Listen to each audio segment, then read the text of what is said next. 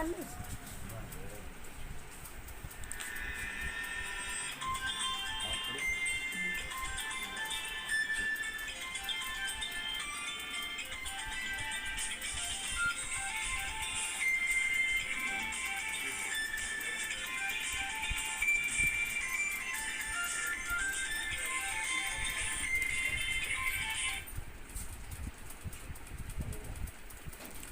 हाँ हो गया सब।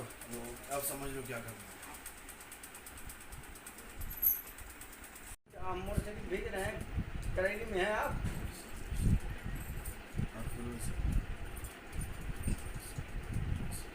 हाँ तो वापस आइए गाड़ी भेज रहे हैं, ठीक है। उधर से नहीं जा सकते हैं बाबा का, ठीक है। और कोई तो नहीं। बड़े बाबू आप चढ़ो मत चलिए।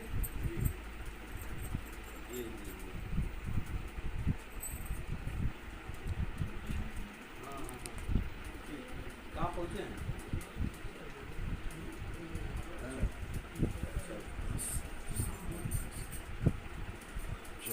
और कोई हो गए। हाँ और समझ लो क्या करना है। भाई प्रधान जी तो ना हो गए।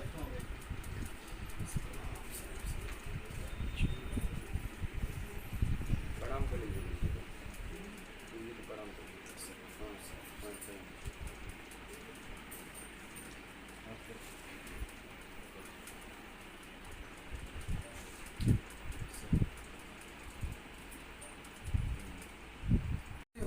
राम जी कृष्ण जी की जो है भोलेनाथ की करते तो हमारे वाली दीक्षा के बाद भोलेनाथ की भी पूजा नहीं करनी होती है।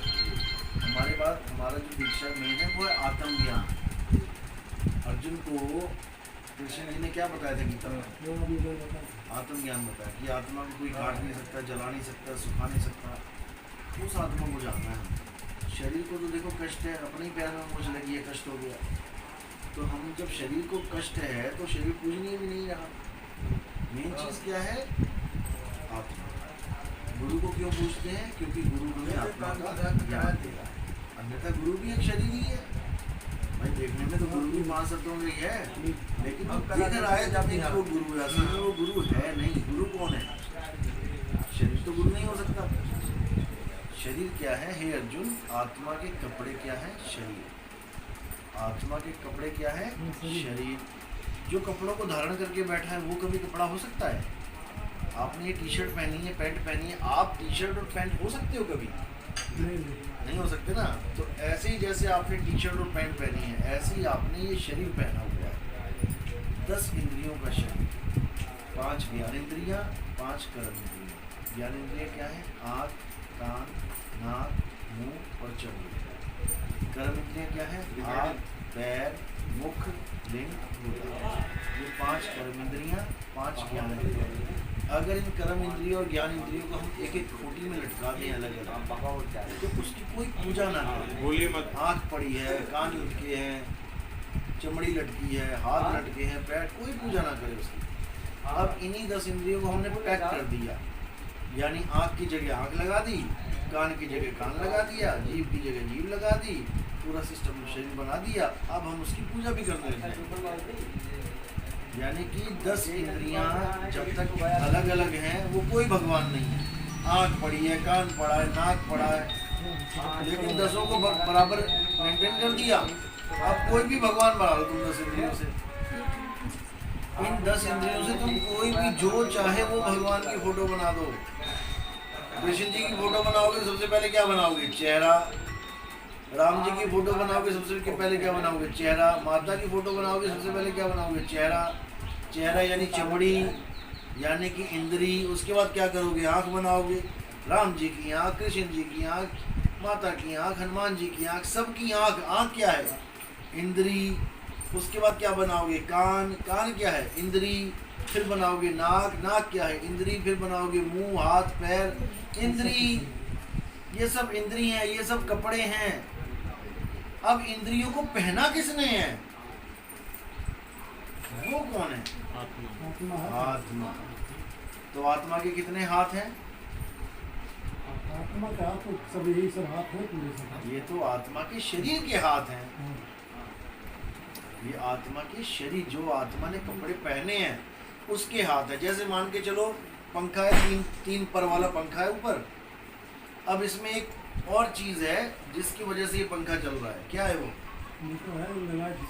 ये तो पंखे का हिस्सा हो गया ना। मोटर लगा के चल पड़ता है पंखा, लाइट ना हो तो। चल क्यों रहा है? मोटर तो एक अंग है, लग गया, लगा दिया, लेकिन चलेगा कैसे? करंट से। तो पंखे के पर कितने हैं? 3। करंट के पर कितने हैं? करंट का कोई पर। तो मोटर पंखे में है, करंट की कितनी मोटर है? मोटर है। करंट की कोई मोटर नहीं, पंखे में मोटर है ना, करंट की मोटर थोड़ी नहीं है। जितना पंखे में तुम्हें दिख रहा है उसमें से कुछ भी करंट में नहीं है, फिर भी दोनों एक साथ काम कर रहे हैं, चल रहे हैं।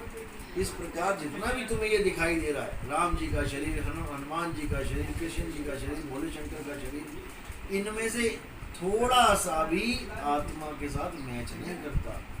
आत्मा अलग है, शरीर अलग है।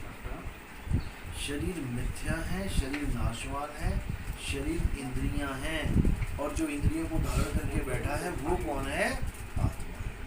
हे अर्जुन, आत्मा को जानना ही मनुष्य का परम लक्ष्य है, ना कि शरीरों को जानना। शरीरों को तो वो चारों तरफ शरीरों में तो है।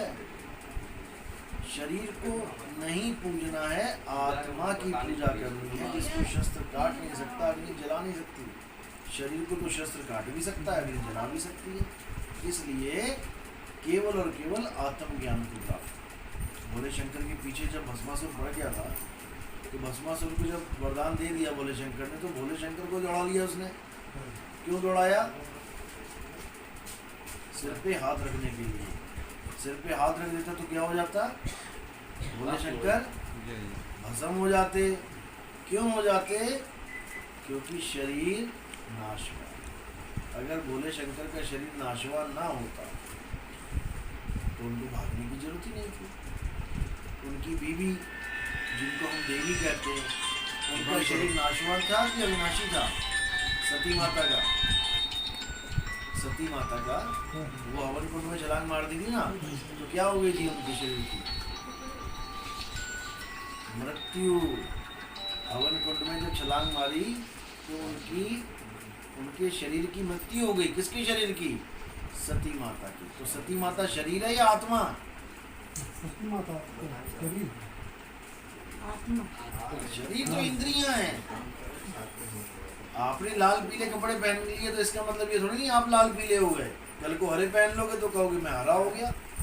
आप वैसे ही रहोगे, कपड़े कलर बदलते रहो। इसी प्रकार आत्मा वैसी ही रहती है, लेकिन दुनिया भर के शरीर धारण करती है, छोड़ती है, करती है, छोड़ती है। ऐसे ही सती माता कोई एक जन्म थोड़ी नहीं लेके आई है। शंकर जी के गले में जितनी मुंडियां हैं वो सब सती माता की ही हैं। जिस जन्म में वो मर जाती थी उनकी मुंडी धारण कर लेते थे।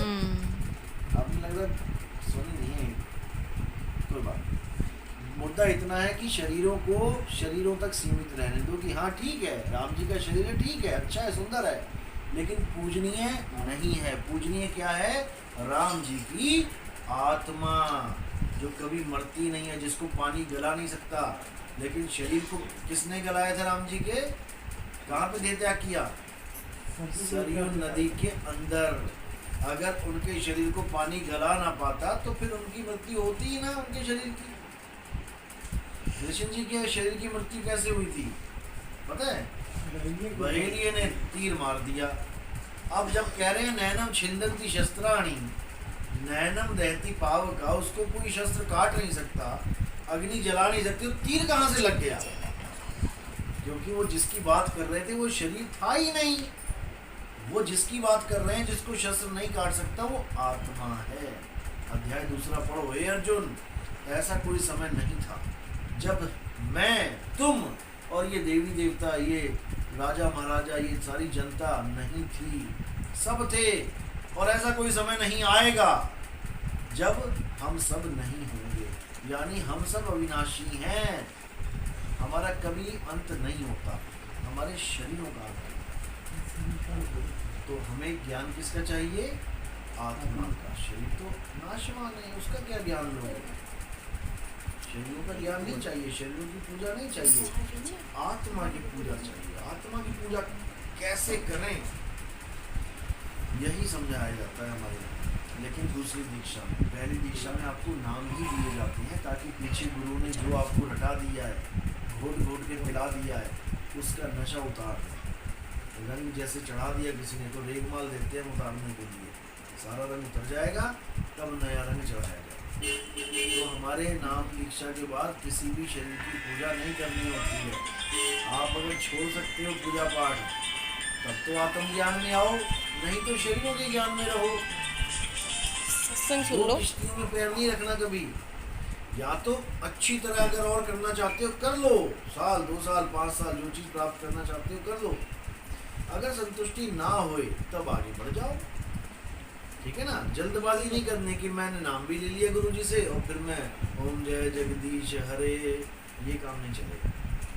फिर केवल आत्मा ही आत्मा, आत्मामय हो जाना है, आत्मा में रमण करना है। अध्याय 3 पढ़ो 17वां श्लोक। हे अर्जुन, वैसे तो वेद पुराणों में बहुत सी तरीके बताए गए हैं पूजा पाठ के, देवताओं को प्रसन्न करने के, किंतु जो व्यक्ति अपनी आत्मा में रमण करता है, जो व्यक्ति अपनी आत्मा में संतुष्ट हो जाता है, जो अपनी आत्मा पे निर्भर हो जाता है, उसके लिए कोई भी धार्मिक कर्म कर्तव्य लागू ही नहीं है। उसको किसी मंदिर में जाने की जरूरत नहीं है, उसको कोई पूजा पाठ करने की जरूरत नहीं है, उसको किसी देवी देवता की शरण में जाने की जरूरत नहीं है, किसी को मानने की जरूरत नहीं है। बस वो अपनी आत्मा में लीन रहे। कैसे रहेगा लीन? अध्याय 4 34वां श्लोक। हे अर्जुन, अगर तुम आत्मा को जानना चाहते हो तुम ऐसे गुरु की शरण में जाओ जिसने आत्मा को जान लिया है। वही तुम्हें तुम्हारी आत्मा का ज्ञान करवा सकता है। एक बार ज्ञान हो जाने पर तुम्हें दोबारा कोई भ्रमित नहीं कर सकता। एक बार आपने करंट को हाथ लगा लिया ना जीवन में, एक बार, उसके बाद कोई लाख बार कह दे आपको कि जो पंखा चल रहा है जिस करंट से, उस करंट को छू के कोई झटका नहीं लगता, आप मान लोगे क्या? क्योंकि आपने झटका खाया है। इसी प्रकार आपको करंट का बोध हो गया, क्योंकि करंट दिखाई नहीं देता, करंट अनुभव किया जाता है। आत्मा दिखाई नहीं देती, शरीर छोड़ के दिखाई देती है, लेकिन उसका अनुभव किया जा सकता है। कैसे? आत्मज्ञानी गुरु से आत्मज्ञान लेकर। इसलिए शरीरों की पूजा हमारे यहाँ अलाउड नहीं है। जैसे 12वीं करने के बाद जब कोई बच्चा 13वीं में यानी कॉलेज में चला जाता है तो वहाँ पर 12वीं की क्लास की किताबें लाना अलाउड नहीं है। आप पढ़ाई 12 की पूरी करके कॉलेज में आ गए हो, अब new rules and regulation you have to follow. अगर आपने 12वीं की पढ़ाई करनी है तो भैया 12वीं में रहो, आगे बढ़ने की जरूरत नहीं है। तो ये ज्ञान ऐसा है कि इसको पक्का करके आओगे तो अच्छा रहेगा, ठीक है ना। अभी नाम दीक्षा मत लो, अभी गीता पढ़ो। जो मैंने बोला है आप अपना नंबर दे देना, आपको सत्संग भेजेंगे, उसको सुनो ध्यान से, ठीक है।